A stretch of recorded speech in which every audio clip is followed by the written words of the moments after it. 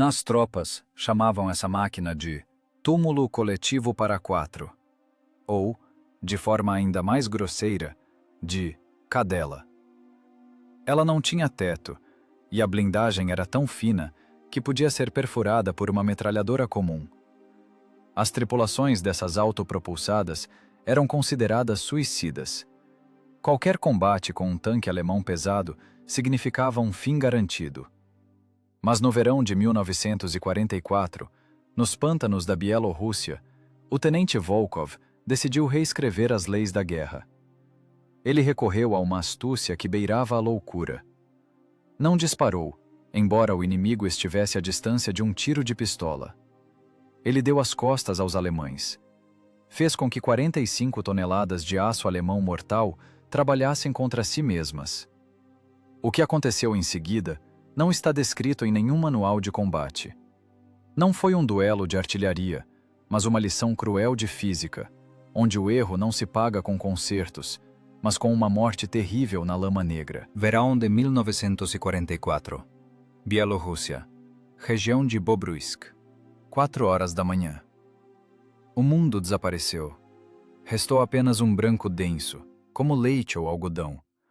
O neblina matinal nesses pântanos não é um fenômeno climático, é um fator tático. Visibilidade zero. As miras óticas estão mortas, o panorama Hertz é inútil. O vidro está coberto por uma película oleosa de condensação, que precisa ser limpa com a manga do casaco acolchoado a cada 30 segundos. A umidade é de 100%. O ar é pesado, gruda nos pulmões, cheira a lodo podre, agulhas de pinheiro decompostas, e aquele odor penetrante e incomparável de diesel queimado e graxa de armas. É o cheiro da guerra, impregnado nos poros da pele, no tecido das fardas, no metal das culatras. A tripulação do tenente da guarda Viktor Volkov está sentada dentro da artilharia autopropulsada esse U-76M.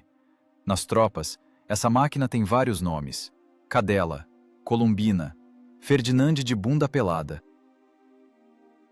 Esses apelidos não são insultos, são a constatação de um fato. A constatação da vulnerabilidade. Essa máquina não tem teto.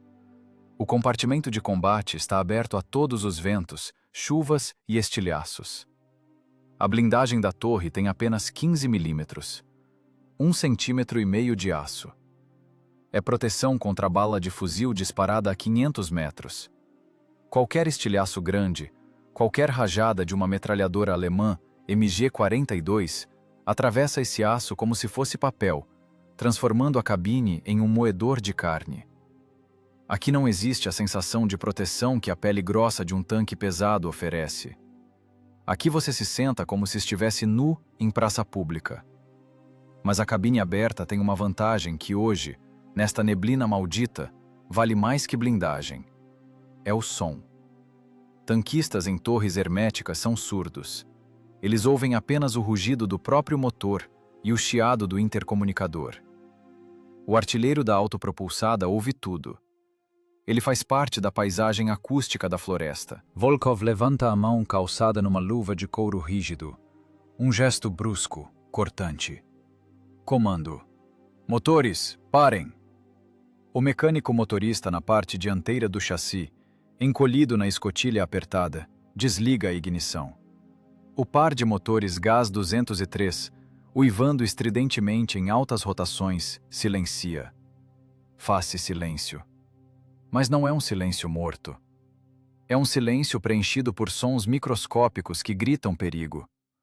Ouve-se o coletor esfriando, emitindo um leve estalo metálico. Ouve-se uma gota de condensação caindo da culatra do canhão ZIS-3 no piso estriado do compartimento de combate. Ouve-se a respiração pesada e contida do municiador, que aperta contra o peito um projétil de fragmentação pesando 6,2 kg. Volkov fecha os olhos. A visão agora só atrapalha. O cérebro muda para o modo de ecolocalização. Toda a informação sobre o mundo agora chega pelos ouvidos. À direita, a 1 quilômetro, uma metralhadora trabalha. O som é seco, crepitante. É a nossa Maxim. À esquerda, explosões surdas de morteiros de calibre 81 mm. Mas Volkov não está interessado nisso. Ele espera outro som. O som que significa morte. E ele chega. Primeiro é apenas uma vibração. O tremor da terra é transmitido através das lagartas, pelas barras de torção da suspensão, direto para as solas das botas. O pântano, apesar de sua viscosidade, transmite perfeitamente as oscilações de baixa frequência de massas pesadas. A terra geme. Em seguida, surge o som. Um ronco baixo e gutural. É diferente do guincho estridente dos motores soviéticos. É engenharia alemã operando. Motor Maybach, HL230. 23 litros de cilindrada, 700 cavalos de potência. Um zumbido uniforme, potente e autoconfiante. A ele mistura-se um clangor característico. As lagartas alemãs são mais largas que as nossas. Os pinos dos elos batem de forma diferente. É o som de metal pesado triturando o solo. Volkov abre os olhos e olha para seus homens. Os rostos estão cinzentos, como esta neblina. O artilheiro agarrou-se às manivelas de mira com tanta força que os nós dos dedos ficaram brancos. O municiador move os lábios, mas não se ouvem palavras. Talvez seja uma oração, talvez um palavrão. Não importa. O que importa é a fisiologia do medo. A adrenalina agora é despejada no sangue em quantidades tais que o tempo começa a se dilatar. Um segundo vira um minuto. O coração bate nas costelas como um martelo de ferreiro. Na cabine aberta, você se sente um alvo em um estande de tiro. Você sabe, lá, na neblina, movem-se 45 toneladas de aço ligado Krupp. Um Panther. Tipo 5.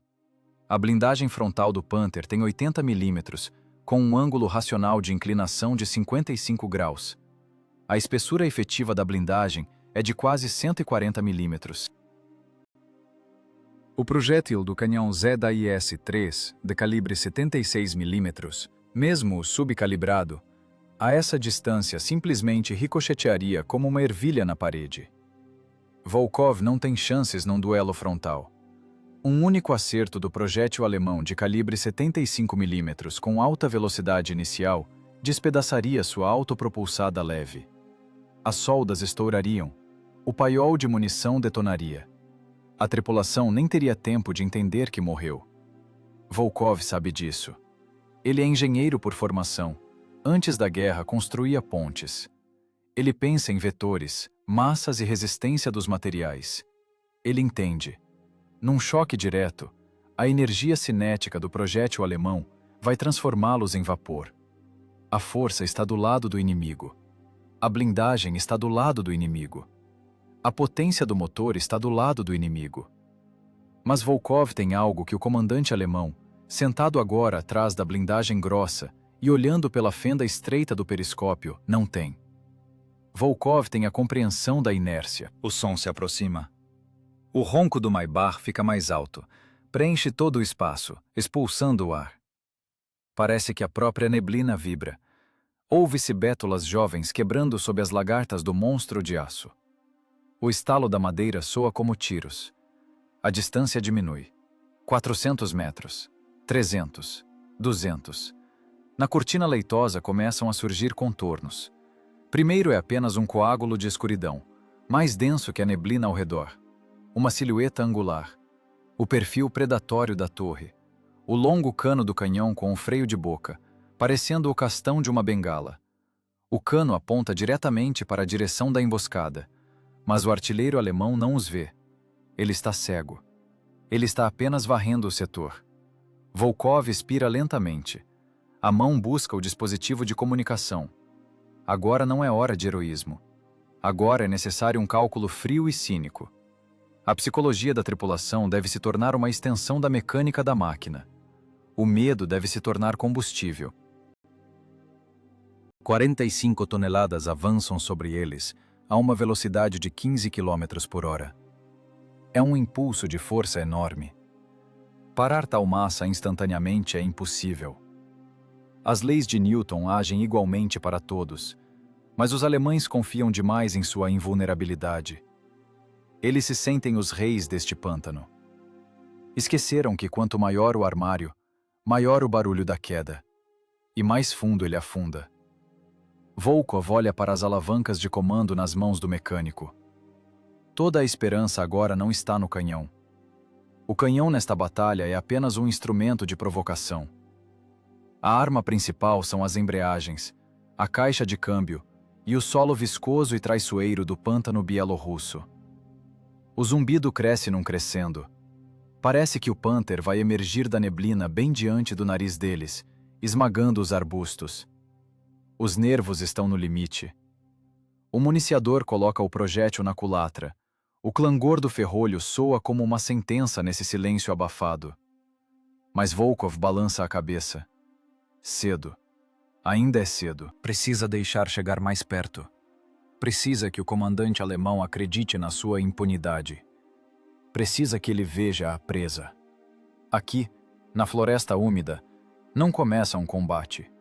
Começa uma partida de xadrez, onde as peças são máquinas de muitas toneladas e o tabuleiro é o solo instável, pronto para engolir qualquer um que erre nos cálculos. A inércia já está engatilhada, como um cão de arma. Falta apenas apertar o gatilho. O tenente Volkov olha para o lado interno da chapa de blindagem da cabine. 15 milímetros. 1,5 cm de aço laminado.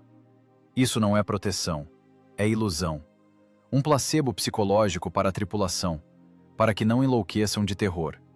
Qualquer projétil perfurante alemão de calibre 75 milímetros, disparado do canhão de cano longo do Panther, nem notaria essa barreira. Ele atravessaria a chapa frontal, voaria através do compartimento de combate, transformando pessoas e mecanismos em carne moída sangrenta, e sairia pela traseira, sem nem mesmo detonar. A energia cinética da peça de metal alemã seria suficiente para perfurar duas dessas autopropulsadas, colocadas uma atrás da outra. Volkov sabe essa aritmética de cor. É a matemática do suicídio. Nesta neblina matinal, ocorre o encontro de duas eras diferentes, duas filosofias de guerra diferentes. De um lado, o tanque pesado alemão Panther, o ápice do gênio da engenharia teutônica, 45 toneladas de peso, blindagem frontal de 80 milímetros, instalada a um ângulo de 55 graus. Isso significa que para um projétil voando na horizontal, a espessura do metal é de quase 140 milímetros. O canhão alemão KWK-42 acelera o projétil a 1000 metros por segundo. É um rifle de precisão calibre 75 milímetros. Preciso, mortal, caro. Do outro lado, a soviética SU-76M, 11 toneladas, 4 vezes mais leve. Uma caixa soldada, montada sobre o chassi alongado do tanque leve T-70. Motores. Um par de motores automotivos gás, que originalmente se destinavam a caminhões leves e carros de passeio, não para a guerra. A blindagem protege apenas contra balas e pequenos estilhaços. Não há teto. Se um obus alemão explodir nas copas das árvores acima da cabeça, a tripulação morrerá pela onda de choque e estilhaços caindo de cima. É uma máquina para apoio de infantaria, um substituto que teve de ser enviado em massa para o fronte para tapar buracos na defesa. Nas tropas dizem sobre ela: túmulo coletivo para 4. O municiador, soldado Petrov, quase um menino, está sentado na caixa de munição. Seus lábios movem-se sem som. Ele não olha para os instrumentos, olha para o nada. Em suas mãos está o estojo pesado, os dedos brancos de tensão. O mecânico motorista Grigoriev agarrou-se às alavancas de controle das embreagens laterais. Suas costas, esticadas no macacão oleoso, tremem levemente. Não é covardia. É a reação do organismo à compreensão do inevitável. Quando 45 toneladas de aço vêm para cima de você, o instinto de autopreservação grita apenas uma coisa: corra! Pule fora dessa caixa de ferro e enterre-se no musgo. Volkov, com firmeza de comandante, apaga esse impulso em si mesmo e nos homens. Parem com o pânico. A voz soa seca, como o estalo de um galho quebrando. Grigoriev, mantenha o pé no freio. Não queime a embreagem. Ouçam apenas a mim. Para Volkov, O campo de batalha não é lugar para heroísmo ou medo. É uma prancheta de desenho. Ele não vê um monstro com cruzes na blindagem, mas um diagrama vetorial. Massa, velocidade, inércia, coeficiente de atrito das lagartas no solo viscoso. Ele entende. Entrar em tiroteio agora significa morrer em 3 segundos. O Panther tem vantagem na blindagem e no poder de fogo, mas ele tem um defeito fatal, decorrente de suas próprias virtudes. É o seu peso. 45 toneladas de massa inercial.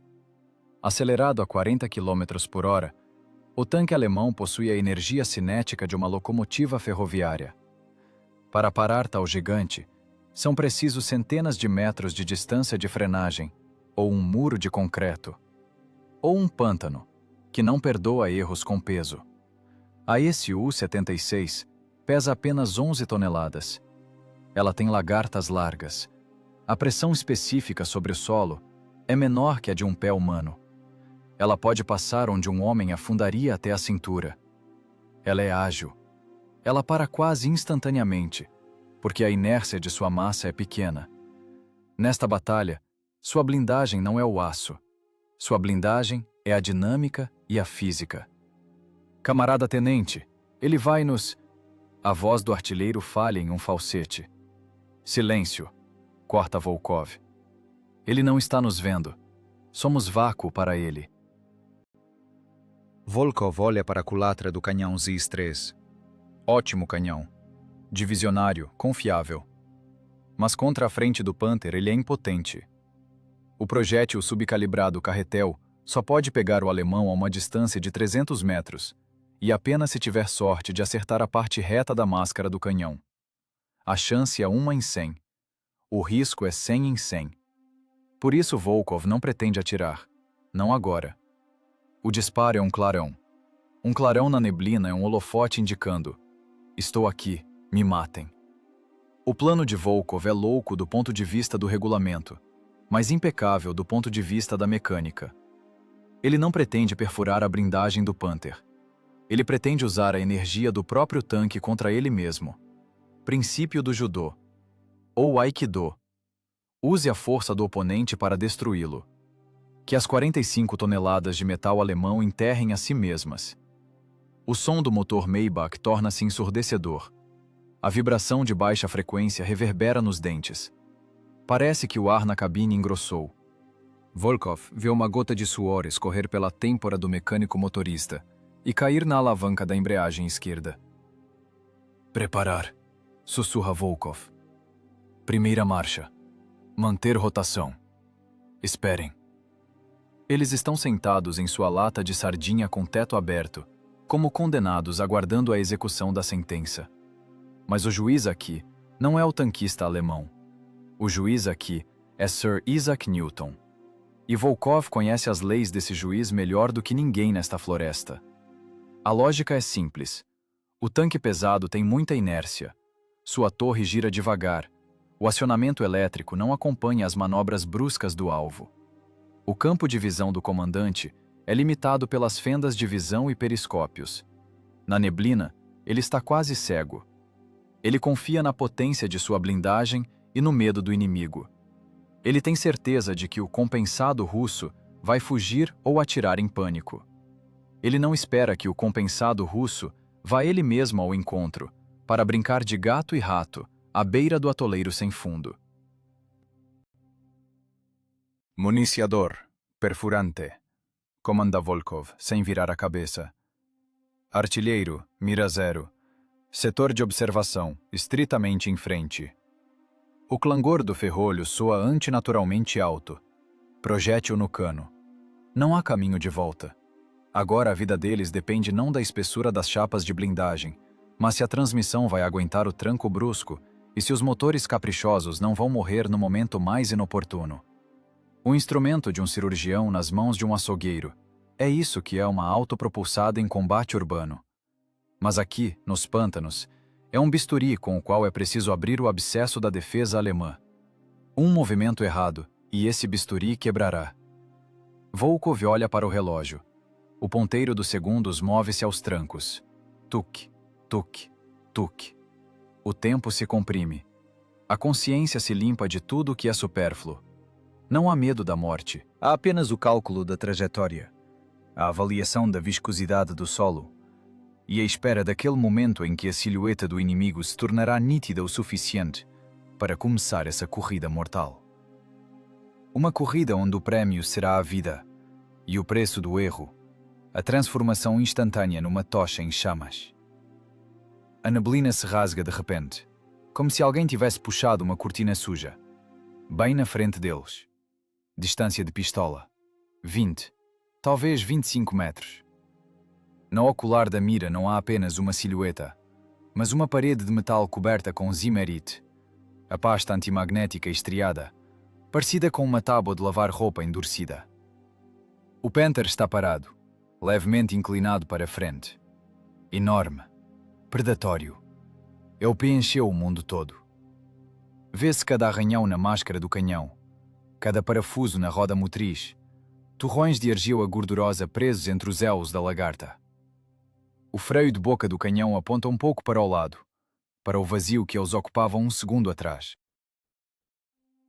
É o momento da verdade absoluta. O momento em que o tempo para e o coração falha uma batida. Encontro cara a cara. A autopropulsada leve, quase de papelão, contra o tanque pesado de ruptura. Categoria de peso mosca contra elefante. O artilheiro Sereguin se contrai. Sua mão instintivamente aperta o gatilho.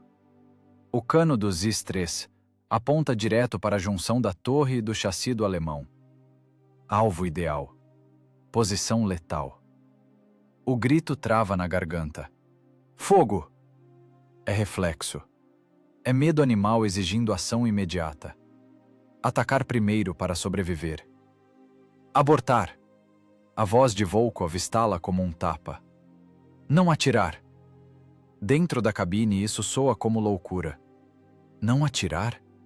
Quando o inimigo está a 20 metros? Quando você olha para o buraco negro do canhão dele? Mas Volkov está certo. Ele é o único que mantém a cabeça fria de engenheiro nesse inferno. Um tiro dessa distância é um erro. O projétil de metal maciço, claro, atingiria a blindagem. Talvez até quebrasse a lagarta ou travasse a torre, mas não mataria a fera. A blindagem frontal do Panther aguentaria. Em compensação, o clarão do disparo neste ar denso e saturado de umidade cegaria instantaneamente a própria tripulação. Os gases da pólvora criariam uma nuvem impenetrável na frente da cabine. Eles perderiam a orientação. E o alemão não. Além disso, o tiro é um ponto final. É o fim do diálogo. E Volkov precisa de reticências. Ele precisa de provocação. Ele precisa não apenas danificar o tanque, mas forçá-lo a se mover. Forçá-lo a cometer um erro. Na máquina alemã também há choque. Eles não esperavam ver os russos tão perto. Eles procuravam canhões antitanque nos arbustos e deram de cara com uma autopropulsada atrevida no meio da trilha. A torre do Panther começa a girar. Devagar. Dolorosamente devagar. A hidráulica zune, tentando virar a massa de muitas toneladas com o longo cano. 75 milímetros de morte rastejam em direção à cabine da Su-76. A uma distância tão curta, a velocidade angular do alvo é enorme. O artilheiro alemão gira as manivelas. Suas mãos devem estar voando, mas a física não se engana. A inércia da torre trabalha contra ele. O cano atrasa. Ele não acompanha um instante. Volkov vê as pupilas do mecânico motorista dilatarem. Grigoriev olha para a torre girando como um coelho para uma jiboia. Mais um segundo, e o cano vai olhar direto na cara deles. E então, o fim. O projétil explosivo vai rasgá-los em pedaços. Para trás!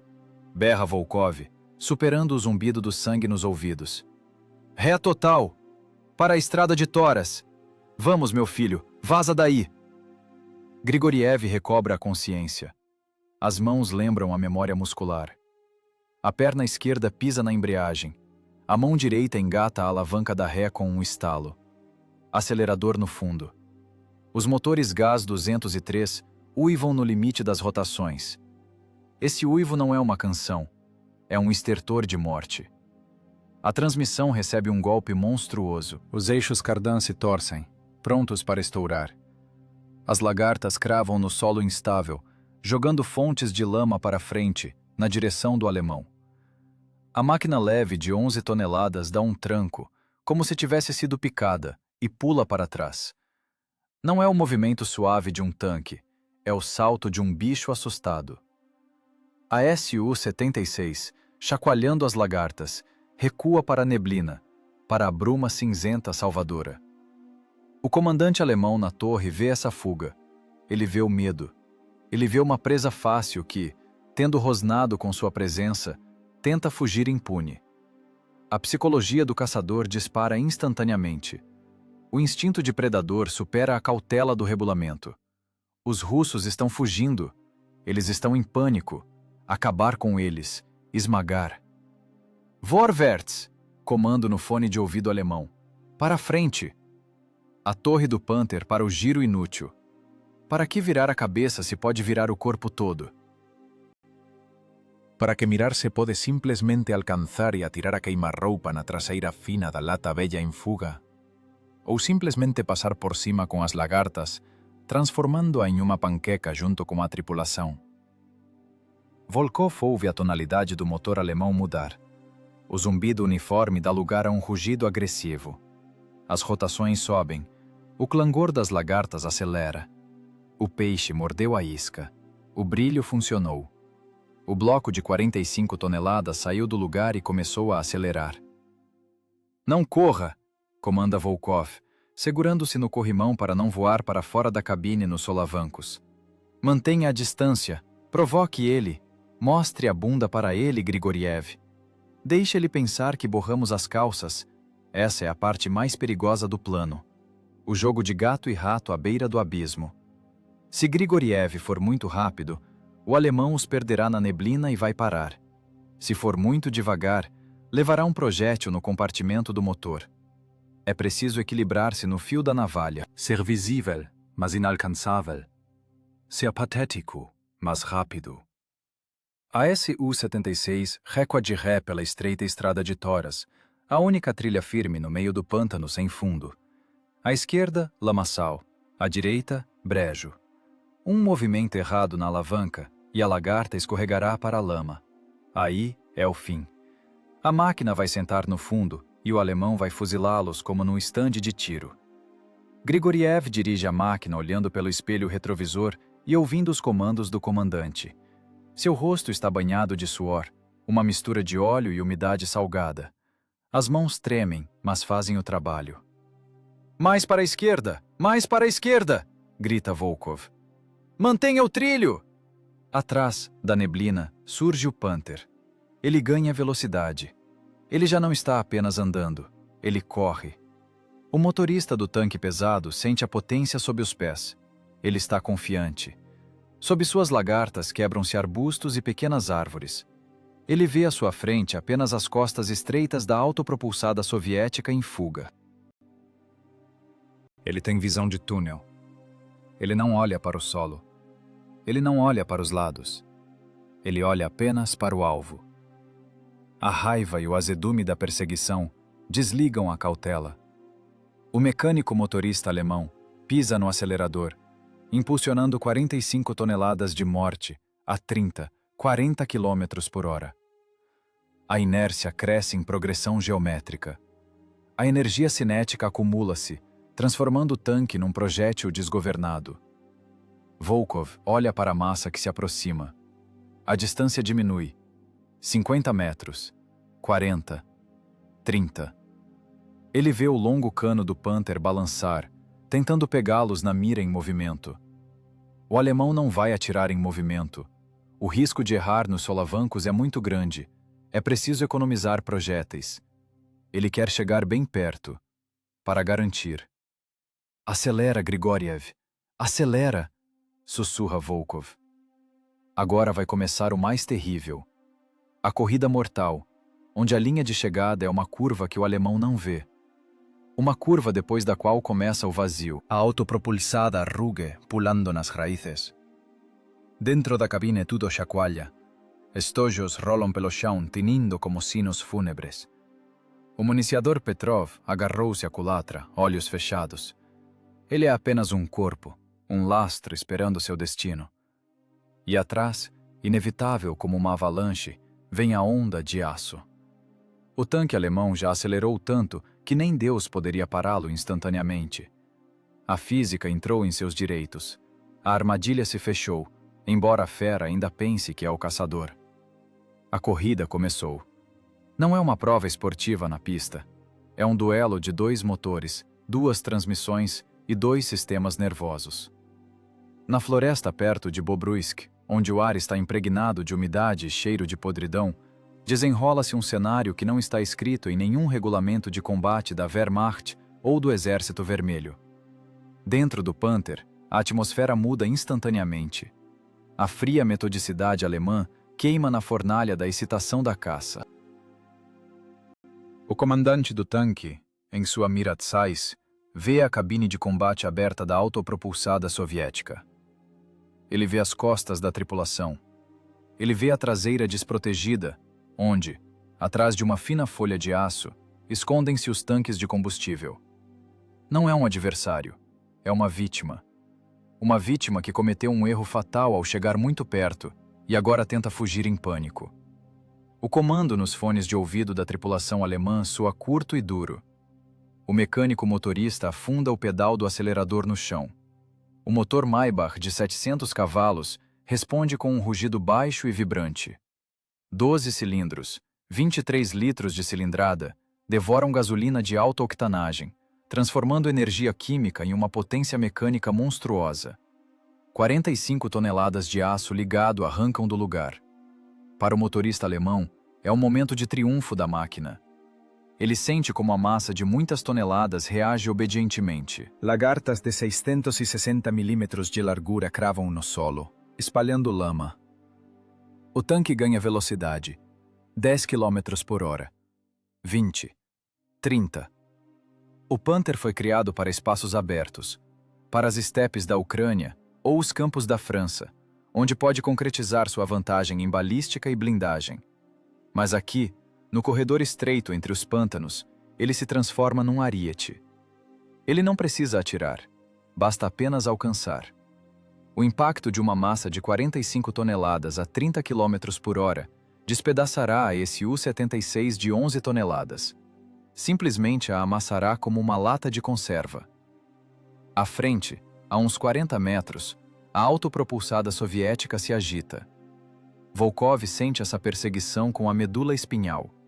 Ele não vê os instrumentos, ele sente a máquina com todo o corpo. Cada golpe da suspensão, cada gemido do metal é transmitido a ele diretamente.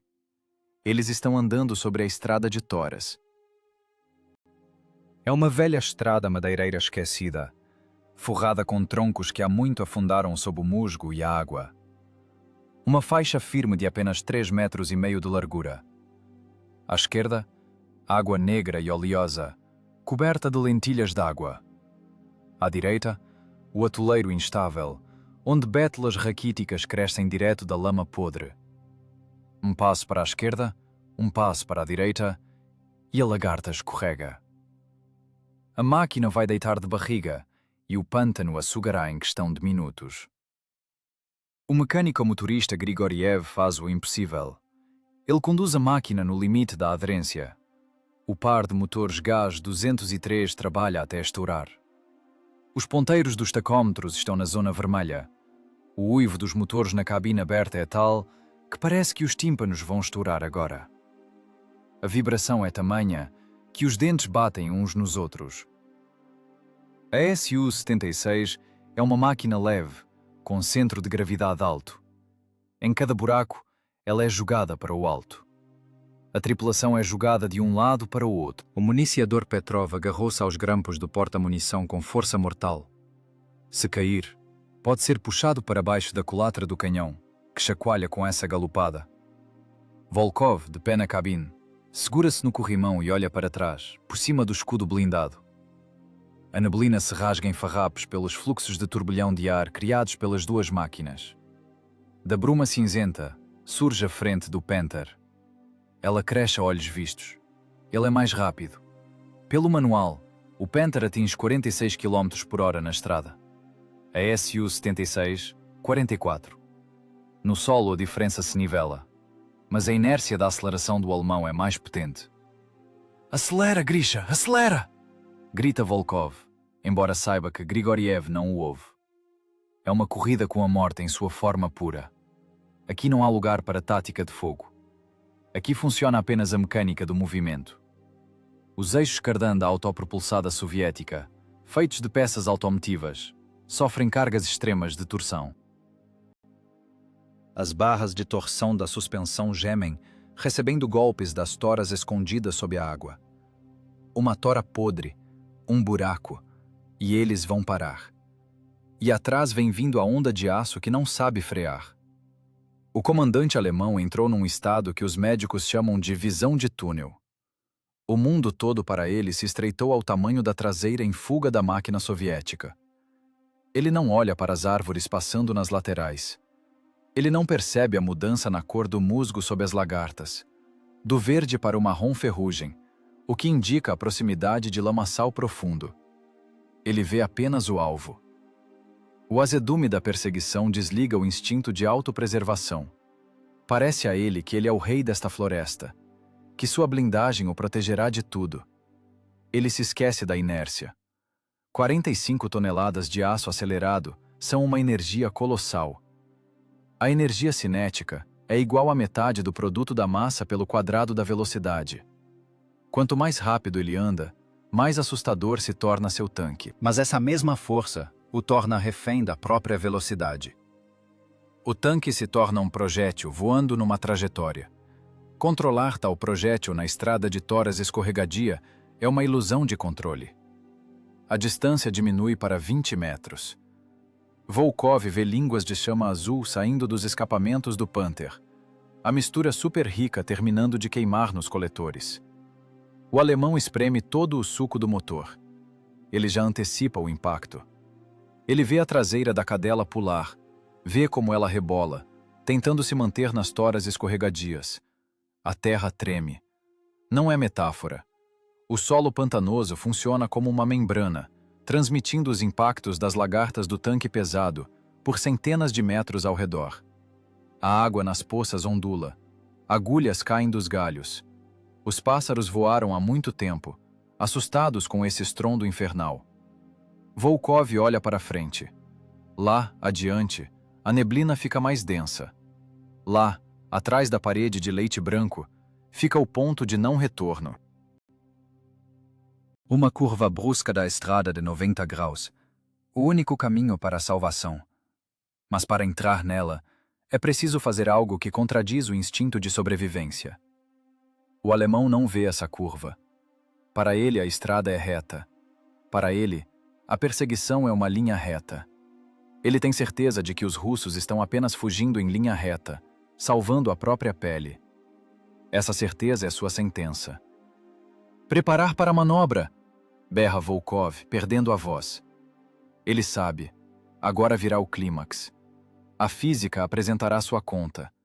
Toda a energia cinética acumulada do tanque alemão, toda a potência de seus 700 cavalos, toda a fúria de suas 45 toneladas de peso, tudo isso deve funcionar contra ele.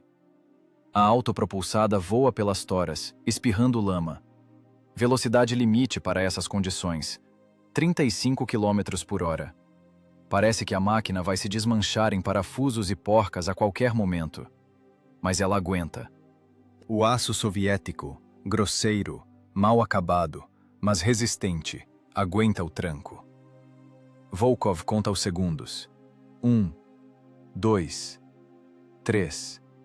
A referência é um pinheiro quebrado à esquerda. Assim que emparelharem com ele, será preciso puxar o freio de emergência. Atrás já se ouve o ranger de metal. São as lagartas do Panther arranhando o solo bem perto. O alemão tem certeza de que a presa está no papo. Ele nem tenta atirar com a metralhadora. Para que estragar o troféu que pode simplesmente esmagar e jogar no pântano? A corrida entra na reta final. Só que a fita de chegada aqui não é uma faixa de tecido, mas a fronteira entre terra firme e atoleiro sem fundo. E cruzar essa fronteira é o destino de apenas um. O coração bate nas têmporas de tal forma que esse ritmo abafa o uivo da transmissão, o zumbido do sangue. Tuk, tuk, tuk. O tenente Volkov não olha para o relógio. Em combate, o mostrador é inútil. Em combate, o tempo é medido não em segundos, mas em batidas de pistões e metros que as lagartas devoram. Faltam 100 metros para a curva salvadora, porém mortalmente perigosa. À frente, através das fendas na neblina, começa a aparecer o falso ponto de referência. É uma clareira. Plana, coberta de grama esmeralda macia, polvilhada com o orvalho da manhã. No mapa do Estado-Maior, aqui está marcado solo firme. Mas os mapas mentem. Os topógrafos os desenharam de aviões, sem descer nessa lama podre. Volkov andou aqui a pé 2 dias atrás. Ele sabe. Essa clareira bonita é uma clássica lente de pântano. Por cima, um tapete fino de raízes entrelaçadas e musgo, uma camada de turfa de apenas 20 centímetros de espessura. E embaixo dela, 3 metros de turfa líquida, um abismo negro que não tem fundo. É a armadilha perfeita. A natureza a criou 1000 anos atrás, e Volkov decidiu usá-la hoje de manhã. A estrada de toras pela qual eles correm faz uma curva brusca, antinatural, para a esquerda. Curva em ângulo reto, 90 graus. Para veículos de lagarta, tal manobra em velocidade é quase garantia de que a lagarta vai sair. Se o elo sair da roda motriz, a máquina perderá instantaneamente o controle, vai girar atravessada na estrada e será jogada na vala, naquele mesmo brejo do qual tentam escapar. Mas não há outra saída. Ou arriscar a suspensão, ou levar um projétil de 75 mm na traseira. O som atrás atinge o pico. Já não é apenas ronco de motor, é pressão física. A onda sonora do Maybach bate na nuca como um objeto pesado e rombudo. O Panther alemão está colado na cauda. A distância diminuiu para 15 metros. No espelho retrovisor, Grigoriev vê apenas a enorme placa inclinada da blindagem frontal e o freio de boca que dança para cima e para baixo no ritmo dos solavancos. O comandante alemão triunfa. Ele vê diante de si uma fuga em pânico. Ele vê a autopropulsada russa correndo direto para a clareira plana. Para ele, o quadro da batalha é cristalino. Os russos perderam a orientação na neblina e estão saindo para o espaço aberto, para tentar ganhar velocidade ou virar. Ele não sabe da curva. A estrada de toras está escondida sob uma camada de lama e água. Ela se funde com a paisagem. Para o alemão, existe apenas o vetor de movimento do alvo. E esse vetor leva direto para o centro do gramado verde. Volkov sente a vibração com todo o esqueleto. 45 toneladas de aço correndo atrás criam um efeito de terremoto. A inércia dessa massa é monstruosa. Se o Panther bater neles agora, nem sentirá o impacto. Ele simplesmente passará por cima da Su-76 de 11 toneladas, vai amassá-la como uma panqueca, misturando metal com os ossos da tripulação, e seguirá em frente. A energia cinética do tanque alemão agora é igual à energia de um trem expresso. Parar isso instantaneamente é impossível. A física é implacável. A distância de frenagem de tal massa em solo escorregadio será de dezenas de metros. Na cabine cheira a ozônio e metal superaquecido. O municiador Petrov está sentado com a cabeça encolhida nos ombros. Ele sente esse olhar nas costas. O olhar do cano preto do canhão alemão. Ele sabe que a blindagem da traseira tem apenas 15 milímetros. Não é nem blindagem, é tampa de caixão. Qualquer rajada de metralhadora agora os atravessaria. Mas o alemão não atira. Ele quer esmagar. Ele quer sentir o estalo. É sadismo, gerado pelo sentimento de superioridade absoluta. Aguenta, sussurra Volkov, agarrado ao corrimão de tal forma que o couro das luvas estala. Mais um pouco. Mais uns segundos. Ele brinca com o fogo. Se começar a frear muito cedo, o alemão verá a manobra e terá tempo de reagir. Ele também pisará no freio ou virará o corpo. Se começar muito tarde, a inércia os jogará eles mesmos no pântano, e então se tornarão um alvo fácil, debatendo-se na lama. É preciso um timing perfeito. Um timing calculado não por relógios, mas pelo instinto de predador. 50 metros para a curva, velocidade de 35 km por hora. Para a SU-76 nesse solo, é o limite da aerodinâmica de um tijolo. A máquina chacoalha tanto que a imagem nos olhos se duplica. Parece que os parafusos que prendem as placas de blindagem vão voar dos encaixes agora. 40 metros. O alemão atrás dá mais gás. Ele decidiu que é hora de acabar com essa corrida. O rugido do Maybach vira um guincho. O Panther dá um arranque, tentando alcançar a traseira da autopropulsada com sua chapa frontal. A distância cai para 10 metros. Já se vêem os rebites na blindagem alemã. Vê-se a lama no farol Bosch. É quase contacto. 30 metros. Volkov vê a referência.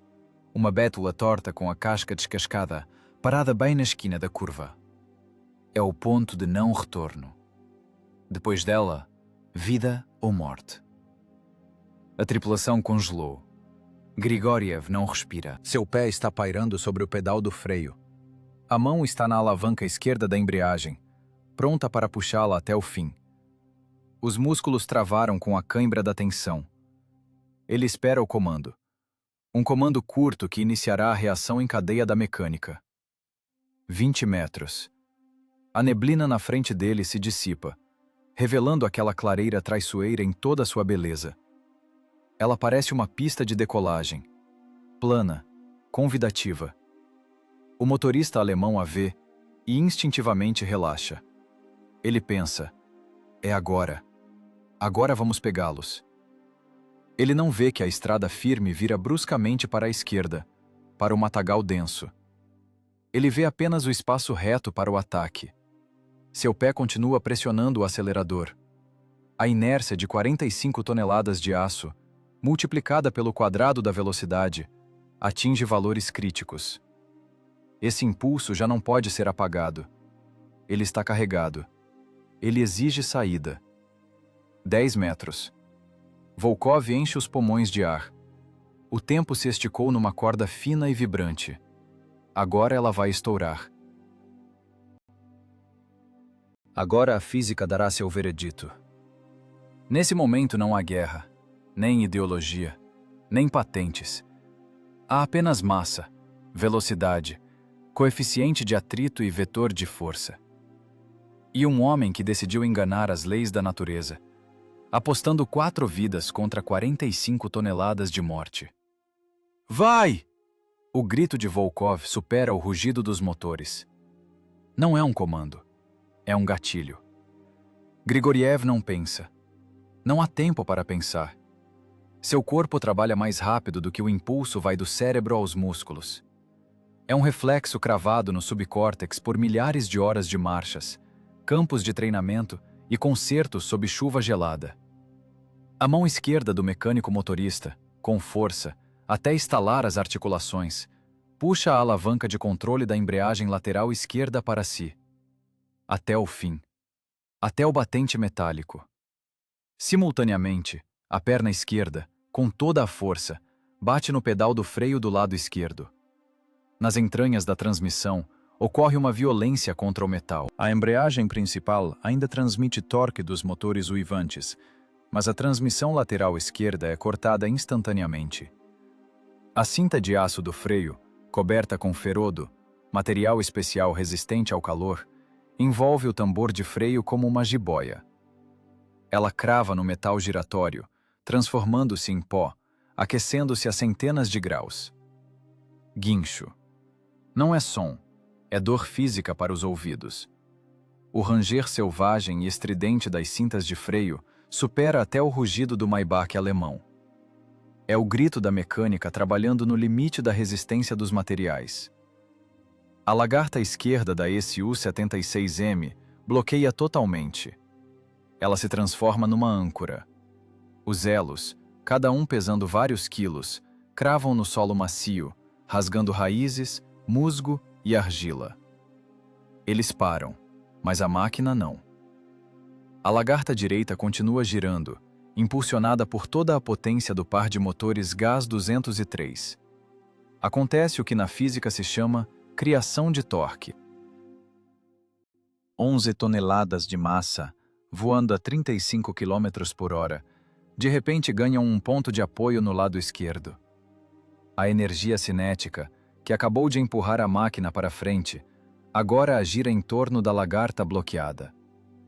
O corpo da autopropulsada é jogado para o lado com tal força, como se tivesse sido atingido de lado por um martelo gigante invisível. Não é uma curva suave. É um cavalo de pau no lugar, executado em um veículo pesado de lagartas em condições de pântano. As pessoas na cabine aberta são jogadas para a direita. A força centrífuga é impiedosa. O artilheiro Sereguin é prensado com o ombro contra a culatra do canhão. O municiador Petrov voa para a lateral direita, batendo o capacete na chapa de blindagem. Volkov, que previu esse golpe, está pendurado no corrimão.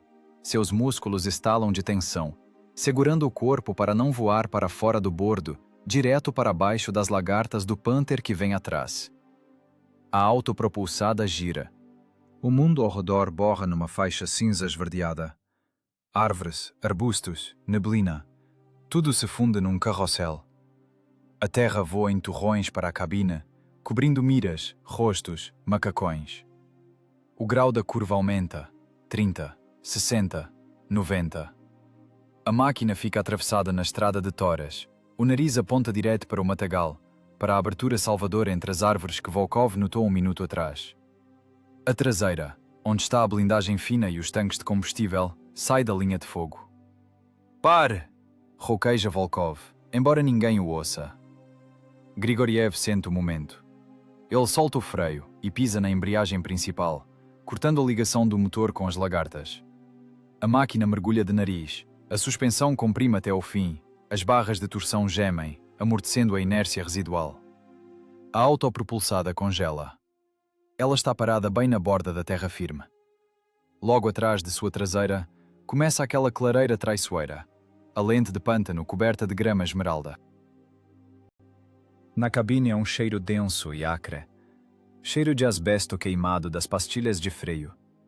Cheiro forte, químico, arranha a garganta. Do compartimento da transmissão sobe uma fumaça azulada. Os tambores de freio aqueceram até ficarem rubros. Se jogasse água neles agora, explodiriam em vapor. Mas a máquina aguentou. O aço soviético, que os alemães chamam desdenhosamente de grosseiro, aguentou a sobrecarga que despedaçaria uma técnica mais complexa e delicada. Nesse momento ocorre o principal, a separação dos vetores. O vetor de movimento da Su-76 está quebrado num ângulo de 90 graus. Ela saiu da trajetória. Mas o vetor de movimento do Panther alemão permaneceu o mesmo. A inércia é o fenômeno mais teimoso do universo. A primeira lei de Newton diz: um corpo continua o movimento retilíneo e uniforme até que forças externas atuem sobre ele. Sobre o Panther, forças externas ainda não atuam. Ele é pesado demais. Volkov, respirando pesadamente, vira a cabeça para a esquerda. Ele olha para onde estava a traseira deles agorinha. Através da neblina rarefeita passa uma sombra negra. É o Panther. Ele passa voando por eles a uns 2 metros, perto. Tão perto que a onda de ar levantada pela máquina de 45 toneladas bate no rosto com vento quente. O motorista alemão não teve tempo de reagir. A reação humana é de aproximadamente 1 segundo. Os acionamentos mecânicos do tanque pesado adicionam mais 1 segundo de atraso, e a inércia de 45 toneladas torna qualquer tentativa de manobra instantânea sem sentido. O alemão viu como a autopropulsada russa, de repente, contra toda a lógica, quebrou e pulou para o lado, para os arbustos. Para ele pareceu mágica. O alvo estava na mira agora mesmo, e de repente, vazio.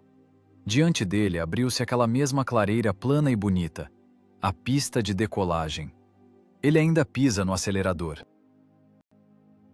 Seu pé simplesmente não teve tempo de sair do pedal.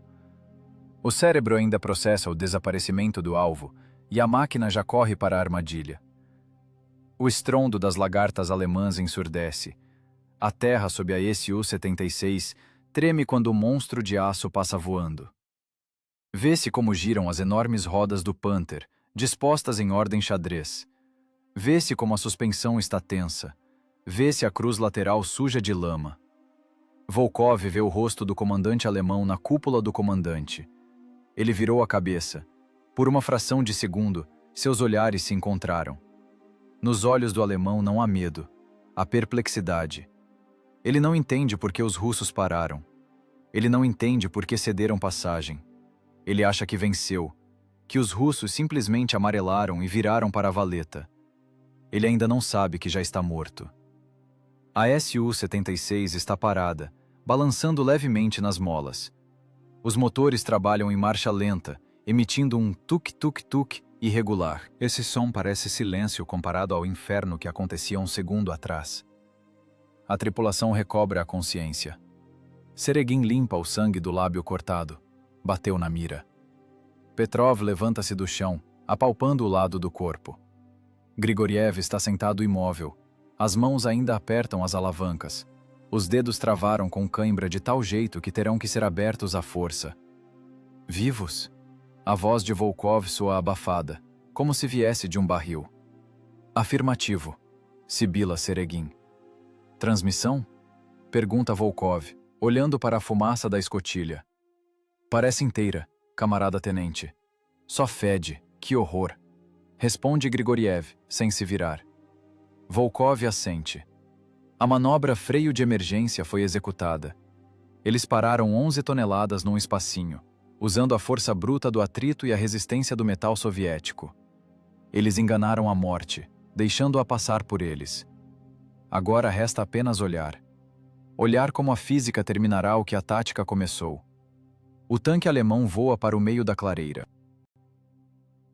Sua velocidade é de cerca de 40 km por hora. Ele é magnífico em sua potência. Predatório, mortal, indestrutível.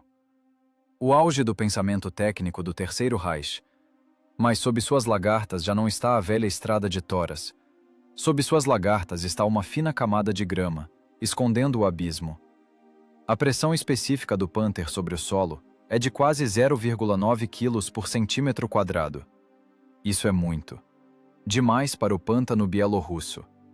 Na Su-76, esse índice é de apenas 0,5. 2 vezes menos. É exatamente essa diferença nos números. Números chatos de manuais técnicos, que agora decide quem vive e quem morre. Volkov pega um cigarro de papel, amassa a piteira com os dedos sujos. Ele não acende. Ele espera o som. O som que anunciará o triunfo da gravidade sobre o gênio da engenharia. O ruído do motor alemão começa a mudar. O rugido dá lugar a um uivo estridente, e a velocidade do movimento cai bruscamente. Não é frenagem, é viscosidade. O meio começou a resistir à invasão do corpo estranho. Olhem, diz Volkov baixo. Agora vai começar a aula de física. Tema da aula: influência da massa na imersão em líquido viscoso. Grigoriev vira a cabeça. A tripulação olha para as costas do inimigo. Lá, a 30 metros deles, a enorme máquina começa sua última manobra. A manobra de imersão. Isso não acontece instantaneamente como no cinema.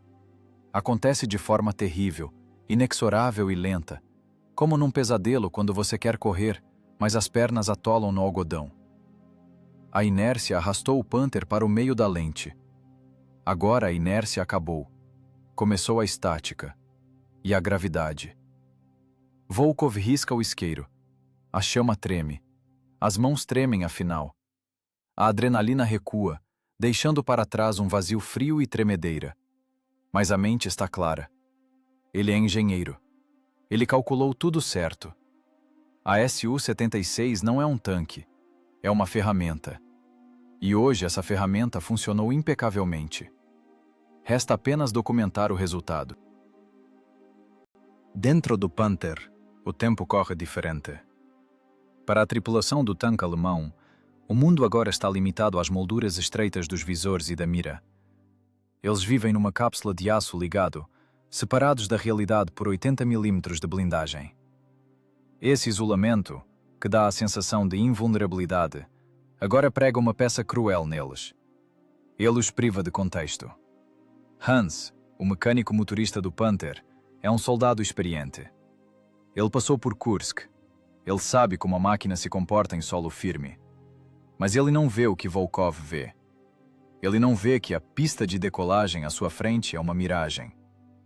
Quando a autopropulsada russa sai bruscamente para a esquerda, desaparecendo no matagal, Hans sente uma confusão momentânea. O alvo sumiu. O vetor de ataque bateu no vazio. Seu cérebro, sintonizado na perseguição, não consegue mudar o registro a tempo. O pé ainda pisa no pedal do acelerador, enviando mistura rica para o motor. 45 toneladas de metal voam por inércia mais 20 metros. São apenas 2 segundos de tempo. Mas nesses 2 segundos, o tanque sai definitivamente da estrada firme. As lagartas deixam as toras podres, mas que ainda aguentavam o peso, e voam para aquele mesmo tapete de esmeralda. Nesse momento, a física muda as regras do jogo.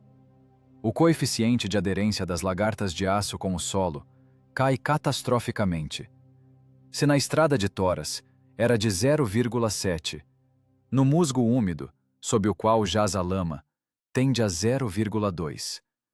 É como sair com pneu de verão no gelo puro. Hans finalmente entende. Algo está errado. O tanque para de obedecer ao volante. Ele sente uma estranha maciez no movimento. A vibração das toras sumiu. A máquina flutua. O instinto grita perigo. A reação dispara. Ele pisa no freio com os 2 pés. É um erro fatal. Na estrada firme, a frenagem de emergência pararia a máquina, mesmo derrapando. Mas aqui, na superfície instável, o bloqueio das lagartas leva à perda de controle. As lagartas param de girar, mas o tanque não para. Ele se transforma num trenó de aço gigante. A energia cinética, acumulada nas 45 toneladas de massa, acelerada a 40 km por hora, não sumiu. Ela deve ir para algum lugar. Pela lei de conservação de energia, ela deve se transformar em calor de atrito ou em deformação. Mas não há atrito. O musgo funciona como lubrificante. O tanque desliza. Ele é levado para frente com a mesma velocidade. Hans gira o volante em terror, tentando alinhar a máquina, mas o Panther não reage. Ele virou um projétil balístico. A ligação entre o motorista e o solo foi rompida. Agora apenas a inércia controla o tanque. A máquina começa a girar. A traseira, mais pesada por causa do motor, tenta ultrapassar o nariz. O tanque anda de lado, juntando à sua frente uma onda de lama, grama e pequenos arbustos. Essa onda cresce, mas não pode parar a avalanche de aço. Do ponto de vista de um observador, parece assustador.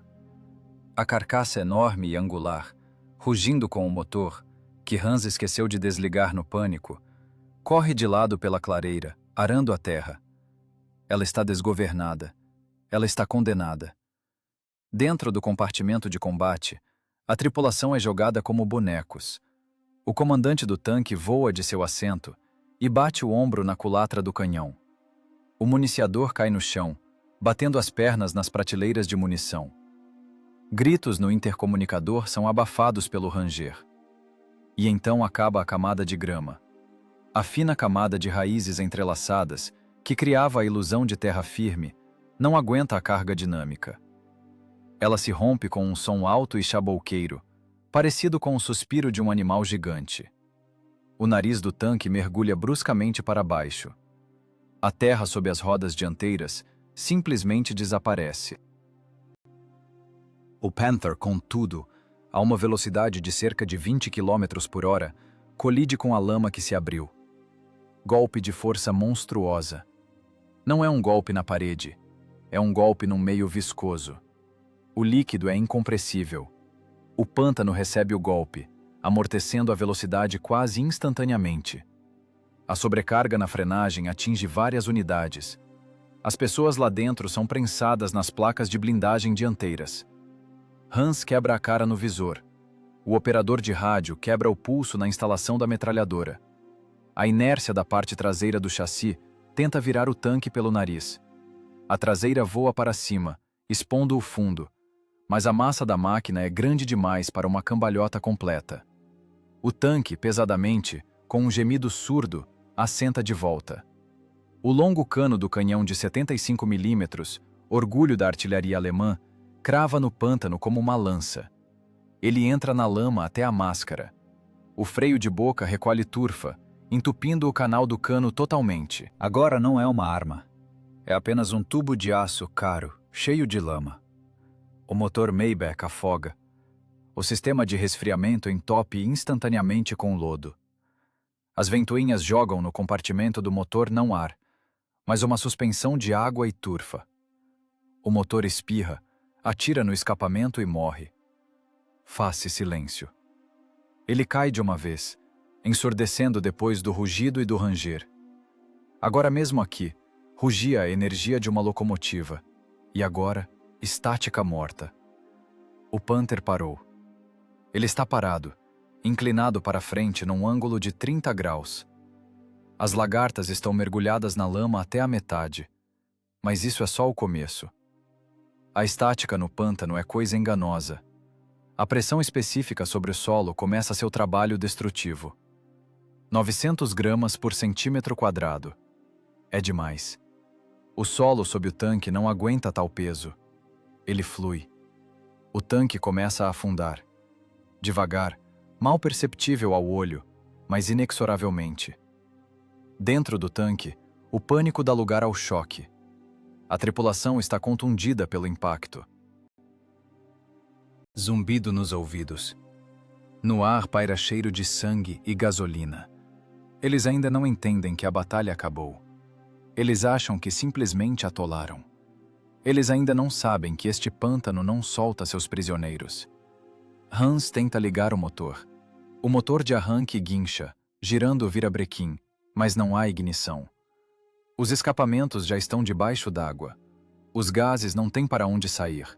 O motor está morto. O comandante do tanque, recobrando a consciência, tenta avaliar a situação. Ele olha pelo periscópio, mas os periscópios estão tapados de lama. Ele está cego. Ele tenta girar a torre para olhar ao redor. O acionamento elétrico zune, mas a torre não se move. O cano do canhão, cravado na terra, funciona como âncora, bloqueando a rotação. A hidráulica é impotente contra uma alavanca de vários metros de comprimento, presa por toneladas de terra. Eles estão numa armadilha. Num caixão de aço custando 117 mil marcos imperiais. 70 metros atrás, na orla da floresta, Volkov abaixa o binóculo. Ele não sorri. Um engenheiro não sorri quando vê uma ponte ruir. Ele apenas constata o fato. O cálculo está correto. A resistência dos materiais não se engana. Inércia, diz ele baixo, dirigindo-se mais a si mesmo do que à tripulação. Força terrível, se não souber negociar com ela. Para Volkov, esse espetáculo é o triunfo da razão sobre a força bruta. O tanque alemão não foi destruído por um projétil. Ele não queimou. Ele foi vencido pela própria massa. Foi morto pelo próprio peso, que os projetistas alemães consideravam sua proteção. Blindagem grossa, motor potente, canhão longo.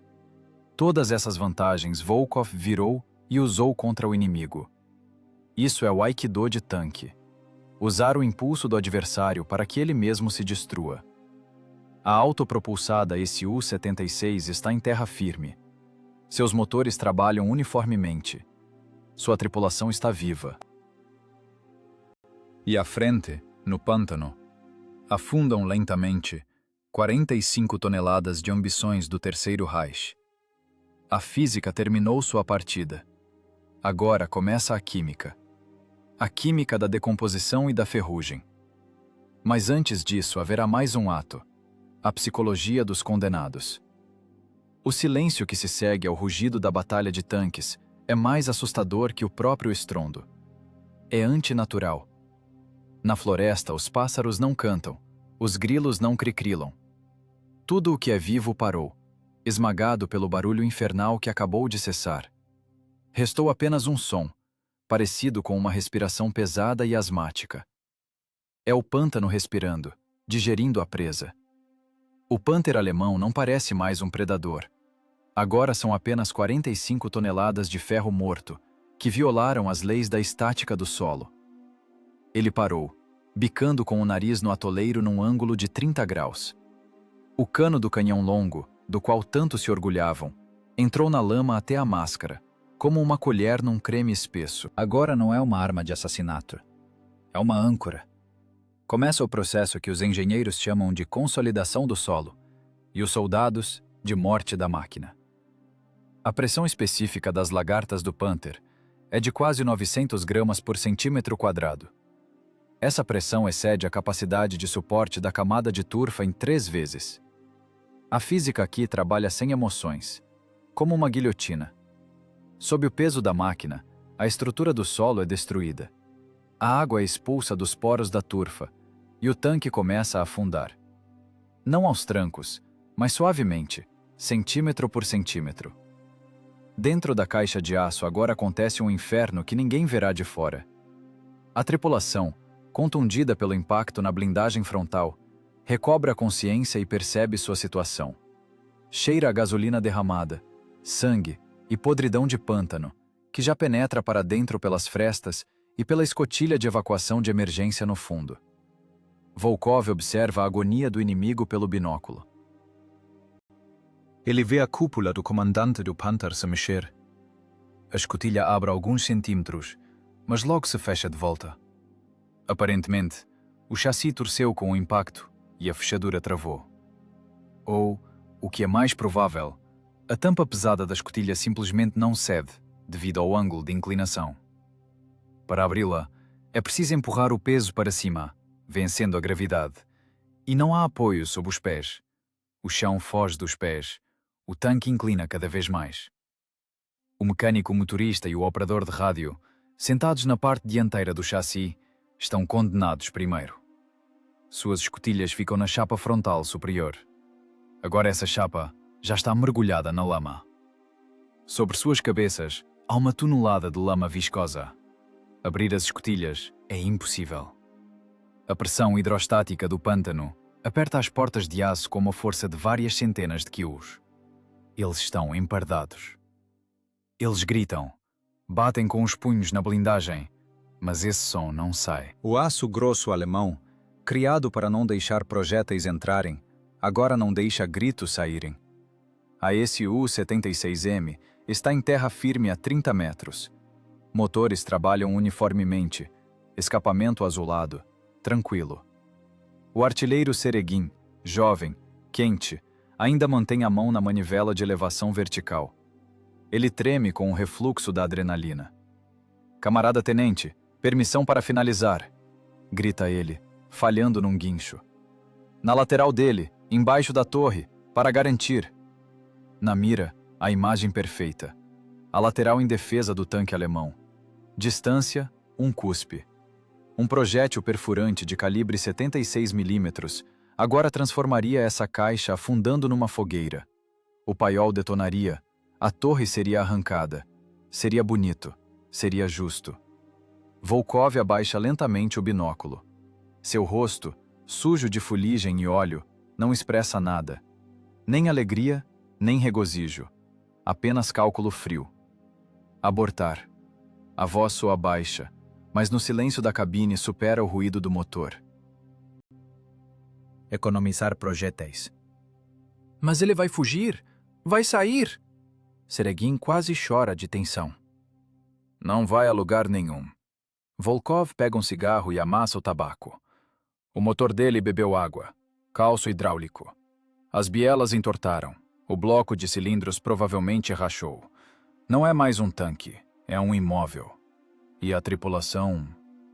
Volkov olha para as bolhas subindo ao redor da torre do Panther.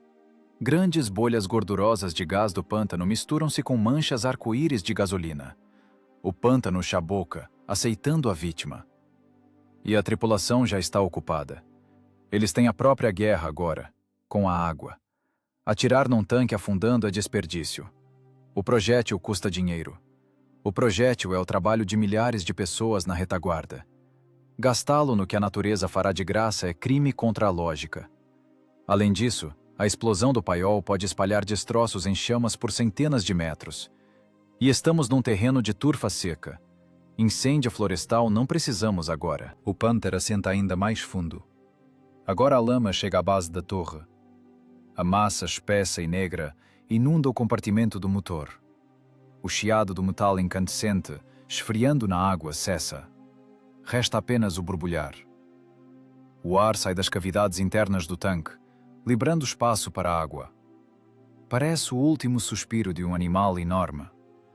Volkov sabe o que sentem os que estão lá dentro. Ele é engenheiro. Ele imagina a seção transversal do chassi. A água entra pelas tomadas de ar, pelas falhas de vedação da máscara do canhão. O nível da lama negra e gelada dentro do compartimento de combate sobe rápido. O frio trava os movimentos. O pânico queima o oxigênio. É uma morte terrível. Morte na escuridão, no aperto, sob a pressão de 45 toneladas da própria soberba. Mas não há pena. Há a compreensão da física do processo. Eles vieram aqui em máquinas pesadas, contando com a força. A força os matou. A terra recusou-se a segurá-los. Municiador, descarregar a arma. Comanda Volkov. Projetil no porta-munição. O som do ferrolho batendo coloca um ponto final nesta batalha.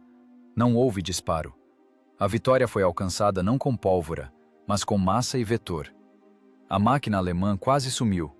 Na superfície restou apenas o teto da torre e o periscópio do comandante apontando para cima, parecendo o olho de um caracol. Depois ele também desaparece. O pântano se fecha. A lentilha d'água verde, lenta e preguiçosamente, cobre o buraco negro deixado pelo monstro de aço. Em 1 hora, não restará nem rastro aqui. Apenas uma mancha de óleo lembrará que aqui repousa uma obra-prima da construção de tanques alemã. Volkov bate no ombro do mecânico. Gesto pesado, de dono. Liga, Grisha. Vamos embora. Ainda temos trabalho. Os motores gás 203 uivam, soltando uma nuvem de fumaça. A autopropulsada leve, pesando apenas 11 toneladas, dá meia volta no espacinho. Suas lagartas largas deitam suavemente no solo, distribuindo o peso para não perturbar o equilíbrio frágil do pântano. Ela não luta contra o terreno. Ela colabora com ele. Eles partem para a neblina, dissolvendo-se nela tão silenciosamente quanto apareceram. Atrás de suas costas fica o silêncio, e a clareira plana e bonita, com grama verde brilhante, sob a qual, a uma profundidade de 3 metros, num jazigo de aço, ficaram para sempre 5 pessoas que acreditavam que a blindagem é mais importante que o intelecto e o calibre mais importante que o conhecimento de geografia. Volkov não olha para trás. Ele pensa no combustível, na vida útil das lagartas, no fato de que o mecânico Grigoriev operou um milagre ao não estourar a transmissão na curva. Isso é importante. E o Panzer afundando já é história. Estatística de perdas da Wehrmacht. Uma linha no relatório que ninguém lerá. A batalha acabou. A física venceu. A morte levou o que era seu, não exigindo da tripulação soviética nem 1 grama de TNT. Essa é a pilotagem suprema da guerra. A destruição do inimigo sem gasto de recursos. Trabalho limpo. À frente, neblina de novo. De novo o desconhecido. Mas agora a tripulação tem algo mais do que apenas uma ordem. Eles têm a compreensão de que até a força mais terrível pode ser quebrada se encontrar o ponto de apoio certo e tirar o chão debaixo dos pés do inimigo na hora certa. Noite do mesmo dia.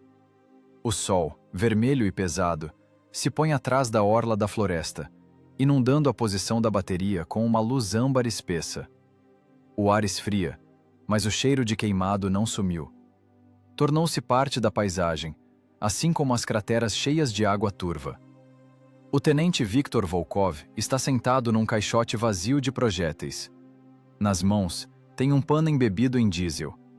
Ele metodicamente, dedo por dedo, limpa a graxa impregnada na pele. Ao seu redor, em semicírculo, sentam-se os reforços. Rapazes jovens, cadetes de ontem, chegados com as companhias de marcha. Eles têm fardas limpas, botas não amaciadas e olhos onde se lê uma mistura de medo e reverência pela técnica. Eles olham para esse U-76M, parada ao lado. Para eles essa máquina é um mistério. Na escola disseram sobre poder de fogo e manobrabilidade. E aqui, no fronte, já conseguiram ouvir o folclore dos soldados. Ferdinand de bunda pelada.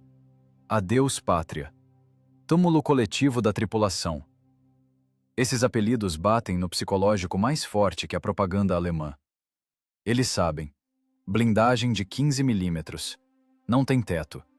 Tanques de gasolina ao lado das pessoas.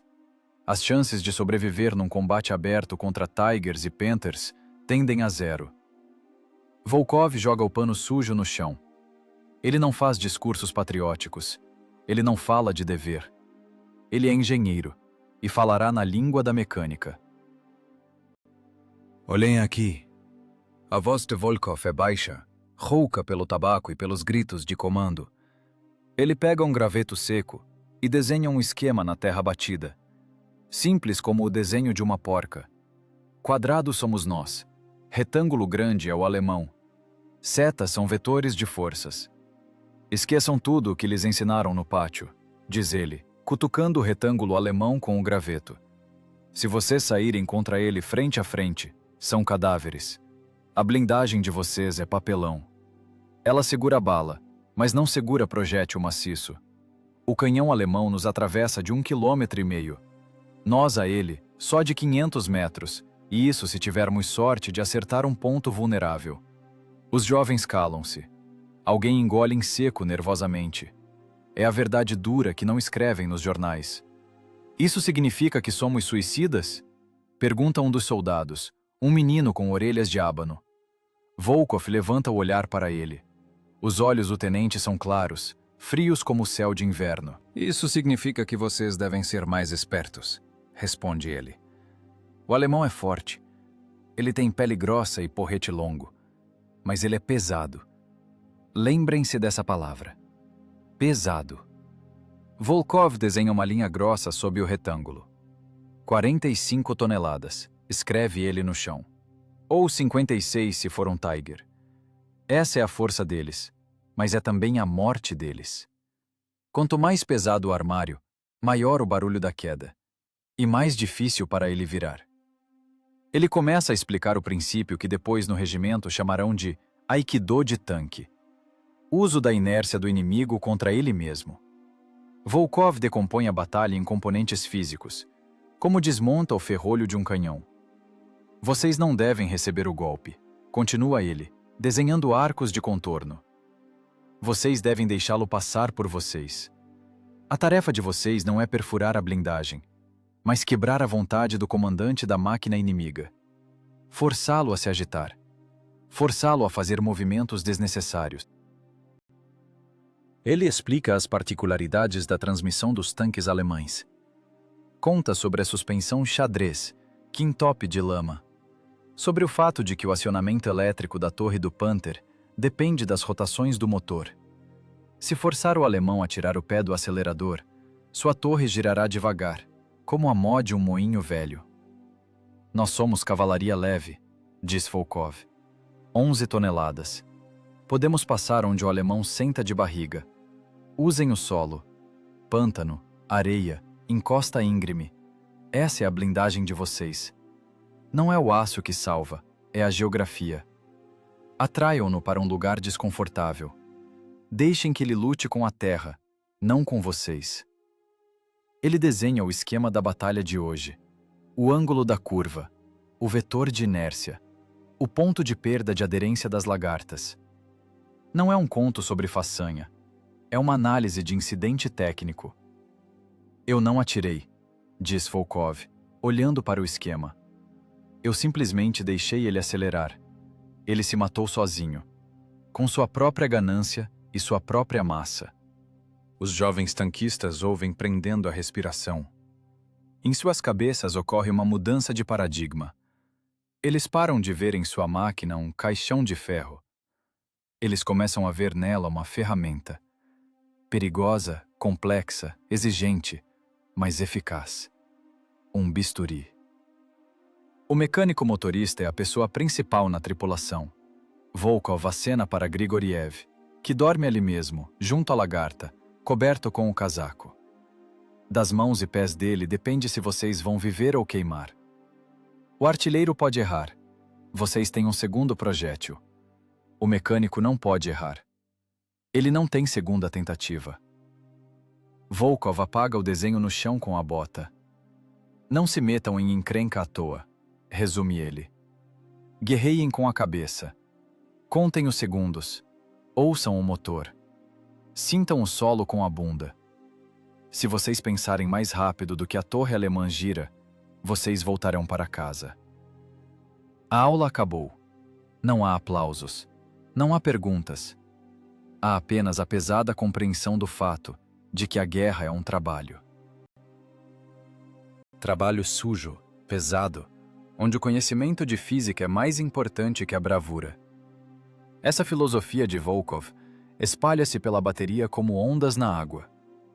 A escola de Volkov torna-se um padrão não oficial. Os novatos param de ter medo da cabine aberta. Eles aprendem a ouvir a floresta. Aprendem a distinguir o som dos motores. Aprendem a usar manobra em vez de ataque frontal. Nas batalhas seguintes, o regimento sofrerá perdas. É a guerra. Aqui matam.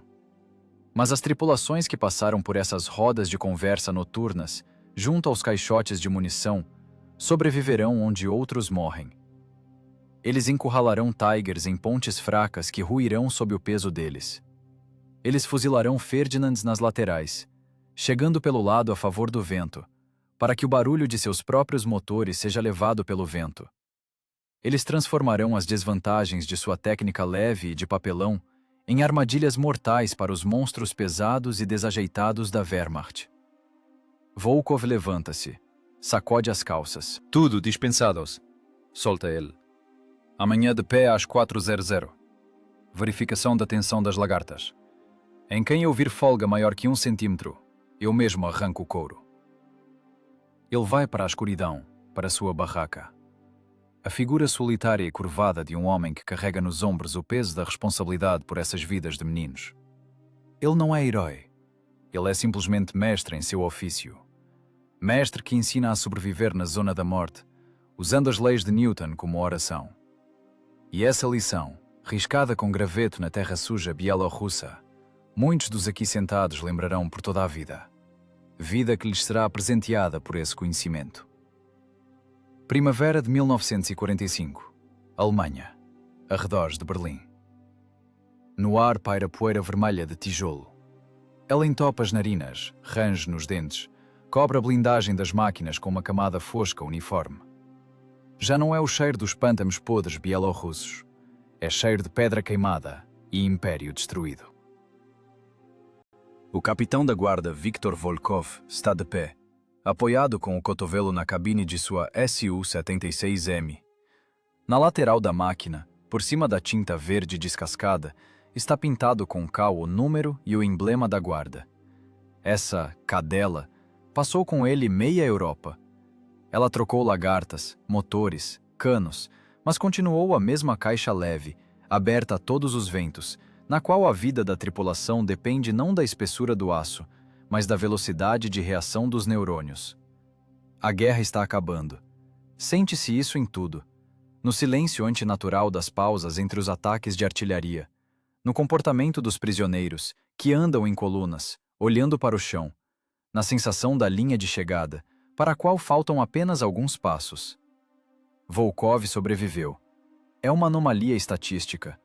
Comandante de autopropulsada leve, que começou a jornada de combate em 43, tem tempo de vida estimado em combate de 3 ataques.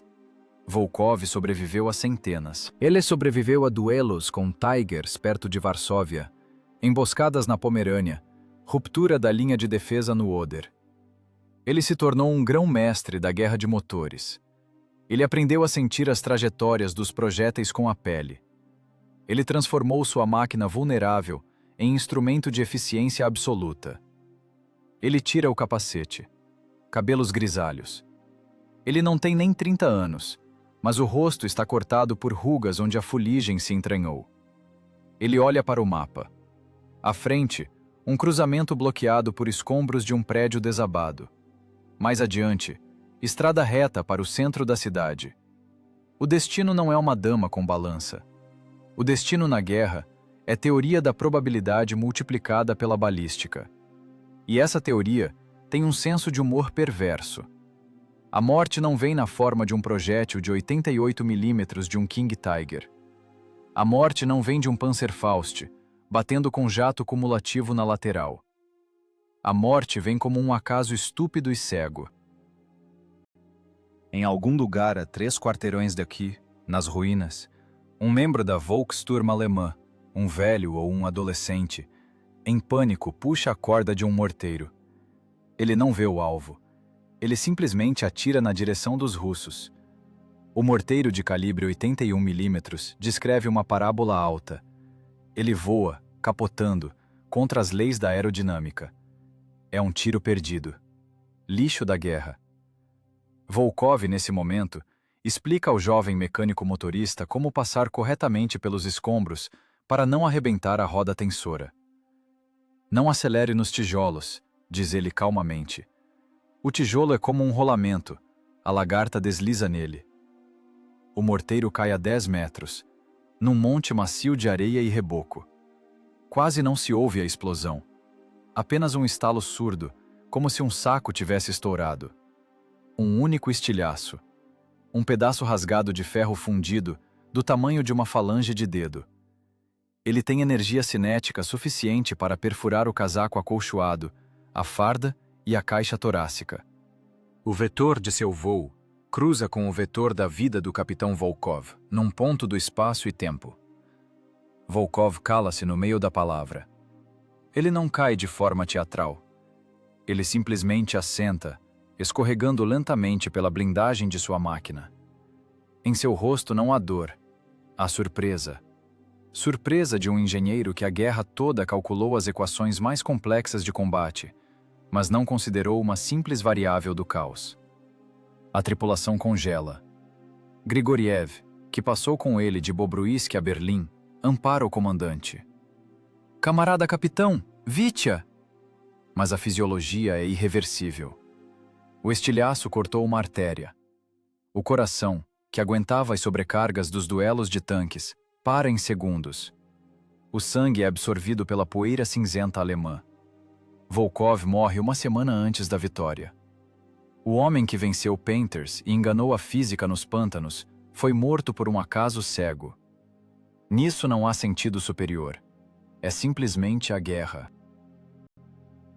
Loteria suja, onde o bilhete premiado pode ser anulado a qualquer momento. Mas a morte de um homem não é a morte de uma ideia. 2 dias depois, ruas de Berlim. O inferno de um saco de pedra. Tanques queimam nas avenidas estreitas. Soldados com Panzerfaust atiram de telhados e porões. Os pesados 1S2, desajeitados no aperto, tornam-se alvos fáceis. Sua blindagem potente não salva de ataques vindos de cima. Mas em meio à fumaça e fogo, correm sombras ágeis, Su-76M. Elas não entram nas ruas principais. Elas vão pelos pátios, através de buracos nas paredes, usando uma tática que não existe nos regulamentos. Um jovem tenente, aluno de Volkov, comanda sua máquina. Ele vê à frente uma barricada, atrás da qual se adivinha a silhueta da autopropulsada Jagdpanther. Ataque frontal impossível. Mortal. O tenente lembra da voz de Volkov. Não bata de frente. Use a inércia. Use o terreno. Mecânico, para trás, grita ele. Para o arco. A máquina dá ré bruscamente, escondendo-se na passagem escura, 1 segundo antes que o projétil alemão destrua a esquina da casa onde eles acabaram de estar. O artilheiro alemão perde o alvo. Ele começa a ficar nervoso. Ele gira a casamata, tentando encontrar o inimigo. e a autopropulsada soviética já surge do outro lado, da travessa paralela. Ela entra estritamente na lateral do alemão, distância 50 metros. Fogo! 76 milímetros de aço e explosivo batem na lateral, onde atrás da blindagem estão os projéteis. A explosão arranca o teto da casamata alemã. É a assinatura de Volkov. É o seu Aikido de tanque. Não força contra força, mas manobra contra estática, intelecto contra massa.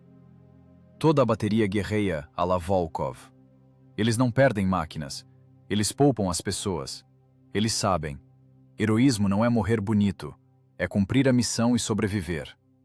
Eles ouvem a voz dele no ruído dos motores. Nossa blindagem é de papelão, pensem com a cabeça.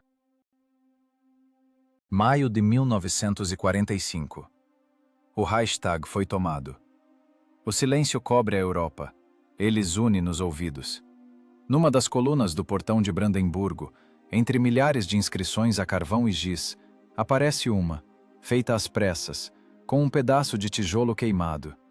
Aqui estiveram os alunos de Volkov, Bobruisk, Berlim. A física funciona. Essa inscrição será apagada pelas chuvas. As ESU-76 serão enviadas para derretimento. O país precisa de metal para a reconstrução. Os pântanos perto de Bobruisk cobrirão os rastros das lagartas. A ferrugem comerá o pânter afundado em 44. Mas a memória do mestre ficará.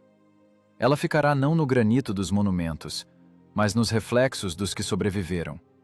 Na compreensão de que a guerra não são paradas e orquestras. É um trabalho pesado e negro, onde vence não quem tem calibre maior, mas quem sabe contar, esperar e usar as leis deste mundo a seu favor. Viktor Volkov não viveu para ver os fogos de artifício. Seu corpo jaz numa vala comum perto de Berlim, sob uma estrela de compensado simples. Mas sua ciência salvou centenas de vidas. Não é o ferro que vence. O ferro é morto. Vence o homem que controla o ferro. O homem que sabe que até 45 toneladas de aço mortal são impotentes diante de 11 toneladas de cálculo puro e frio. No fim das contas, a inércia é amortecida pelo atrito. E a memória não tem massa. Ela é eterna.